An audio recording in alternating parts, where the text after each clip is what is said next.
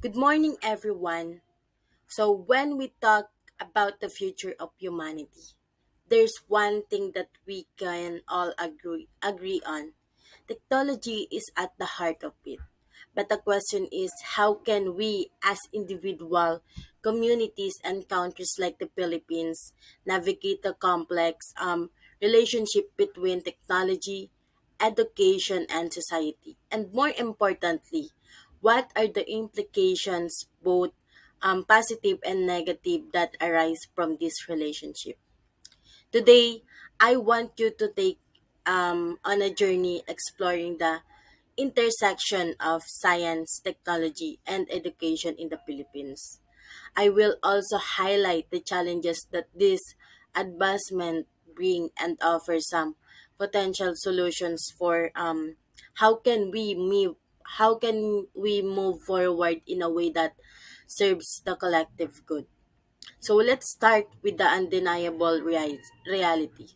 Technology is advancing at unprecedented rate, from smartphone to artificial intelligence, from renewable to biotechnology. Science and technology are reshaping every aspect of our lives, and the Philippines is no exception. In recent years, the country has seen significant in technological innovation. That rise of the digital economy is such one example. According to the reports, the Philippines e-commerce sector has grown exponentially, with more people than ever before relying on internet for education, commerce, and communication. In fact, the Philippines is now one of the fastest growing markets for digital services in the Southeast Asia. Platforms like Lazada, Shopee, and online learning hubs like Education PH have revolutionized how Filipinos interact with technology. For instance, during the pandemic, platforms such as Google Classroom and Zoom become the central to the educational experience, providing that technology can be bridge the gap between learners and educators, even in challenging circumstances. However, this rapid growth comes with a complex set of challenges. On one hand, the integration of technology into education has immense potential because it provides access to information, facilitates communication, and opens doors to global opportunities. But on the other hand, it exposes significant gaps in our society. Consider the digital divide, the gap between those who have access to technology and those who do not, in a wide in the Philippines. Rural areas, especially in the province like Palawan and Mindanao, still struggle with unreliable internet access and lack of technological infrastructure. As a result, students in these areas are often left behind in an increasingly tech-driven world. The Philippine Statistic Authority recently reported that approximately 20% of Filipinos households still do not have an access to the internet. This means that Filipinos of children and adults are excluded from the vast resource that technology provides, including online and learning tools and employment opportunities. Moreover, there are also the issues of digital literacy.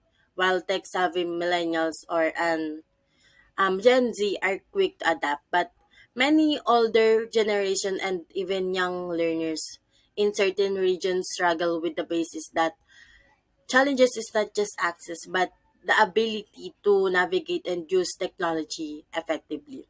So what are the what the ethical and social implication of this technology?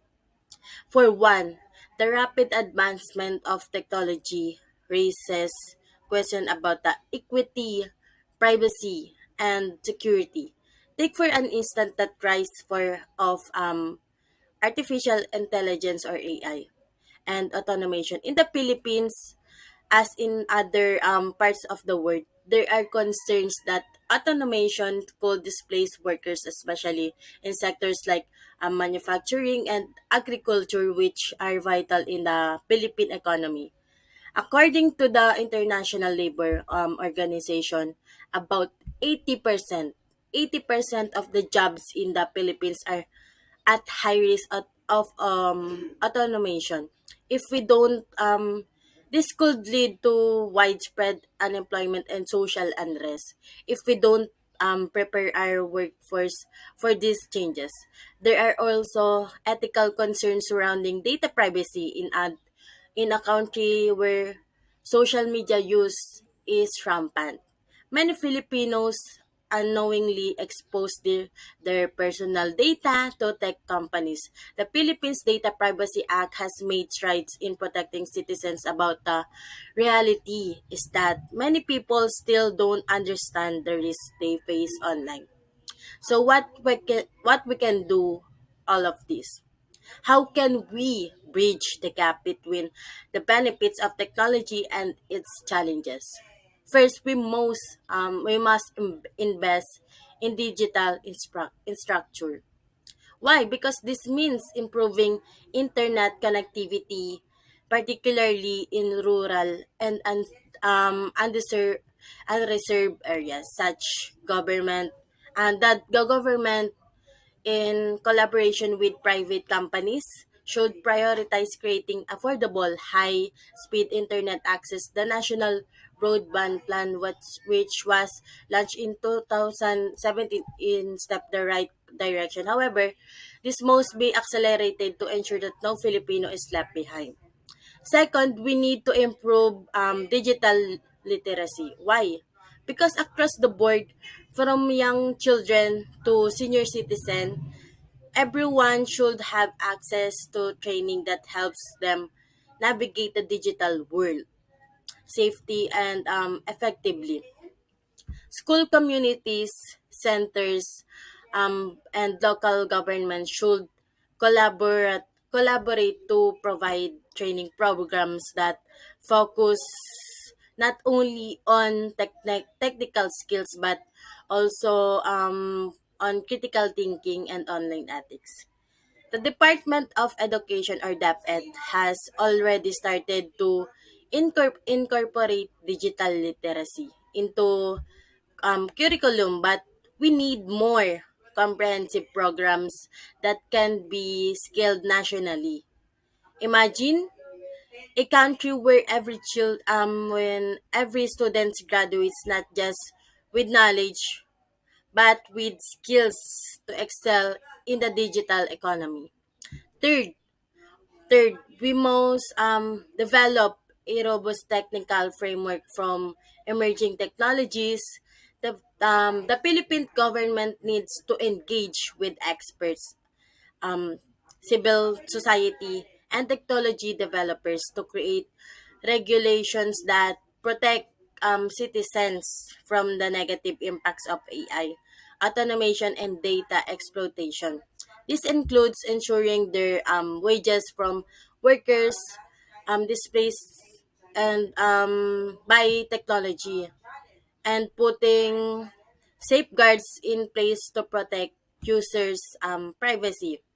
Finally, we must foster a culture of innovation. Why?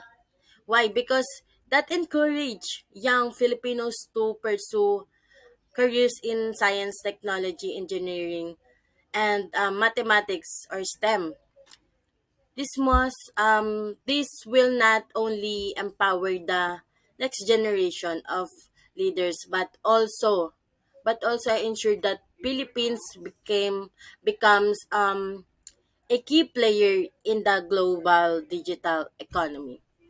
In conclusion, the relationship between technology, education, and society in the Philippines is a complex one. Technology has the power to transform lives, create a new opportunities, and drive progress. But it also comes with challenges. Challenges that require thoughtful inclusive solutions. The key to navigating this relationship is education by providing access to technology, providing digital literacy, and developing ethical frameworks. So we can ensure that technology serves humanity, not the other way around.